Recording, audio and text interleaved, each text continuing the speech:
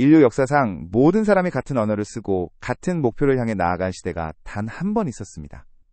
그들은 돌이 아닌 벽돌을 구웠고 진흙이 아닌 역청을 발랐습니다. 그리고 외쳤습니다. 하늘까지 닿는 탑을 쌓자. 우리의 이름을 온 땅에 남기자. 하지만 성경은 기록합니다. 하나님이 직접 내려오셔서 이 프로젝트를 중단시켰다고. 왜일까요? 인류의 단합이 그렇게 위험했을까요? 창세기 11장. 노아의 홍수 이후 인류는 다시 번성하기 시작합니다. 그들은 동쪽으로 이동하다가 시날 평지를 발견합니다. 오늘날 이라크, 고대 바빌론 지역입니다. 이곳에서 인류는 하나의 언어로 소통하며 하나의 비전을 공유합니다.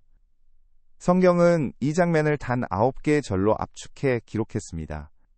그런데 이 짧은 기록 속에 인류 문명사의 가장 중요한 전환점이 숨겨져 있습니다. 자, 벽돌을 만들어 견고히 굽자. 당시 건축의 혁신이었습니다. 돌은 자연이 주는 것이지만 벽돌은 인간이 만드는 것입니다. 그들은 더 이상 자연에 의존하지 않았습니다. 스스로 재료를 생산하고 스스로 구조를 설계했습니다. 꼭대기가 하늘에 닿게 하여 우리 이름을 내자. 온 지면의 흩어짐을 면하자. 하늘에 닿는 탑? 이것은 단순한 건축물이 아니었습니다. 고대 근동 지역의 지구라트는 신과 인간을 잇는 통로였습니다. 하지만 바벨탑은 달랐습니다. 이들은 신을 만나기 위해서가 아니라 스스로의 이름을 남기기 위해 탑을 쌓았습니다. 그런데 성경은 이 장면을 이렇게 기록합니다. 여호와께서 내려오사 사람들이 건설하는 도시와 탑을 보셨다. 내려오셨다. 하늘에 계신 하나님이 인간이 쌓은 탑을 보기 위해 내려와야 했다는 표현입니다. 아이러니입니다.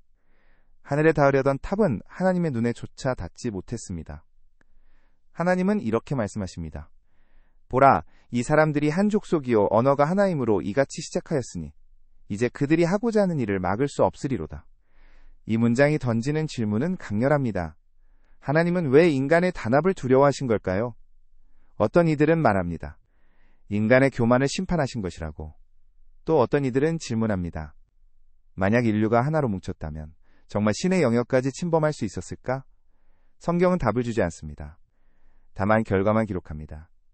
하나님이 언어를 혼잡하게 하시니 그들이 서로 알아듣지 못하고 온 땅으로 흩어졌다. 바벨, 히브리어로 혼란하다는 뜻입니다. 인류 최초의 통합 프로젝트는 인류 최초의 분열로 끝났습니다.